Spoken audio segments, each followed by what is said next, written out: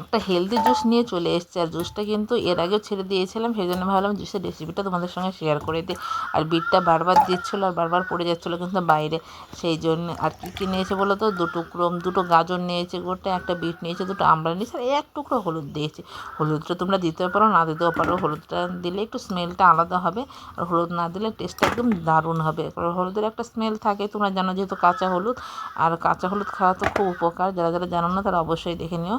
আর আমলা তো চুলের জন্য প্রচুর পরিমাণে উপকার, সেই জন্য ভালো করে সুন্দর করে পরিষ্কার করে এগুলোকে কেটেও নিয়েছে। আর টুকরো টুকরো ভাব কিন্তু বেশি ছোটো করে নিয়ে একদম নর্মাল করে মোটা মোটা করে কেটে মিক্সির মধ্যে দিয়ে দিলাম। আর আমার ছেলে কিন্তু বিট লবণ দিল, তোমরা এখন বিট লবণ দিলে দিবা, না হলে কিন্তু একবারে জুসটা করার পরে ছাকনা দিয়ে ছেঁকে নেওয়ার পরে তখন বিট লবণটা দিবা। যেমন লাগবে লবণ সেই অনুযায়ী লবণ দিয়ে খাবার, দেখবেন দারুণ টেস্ট লাগবে।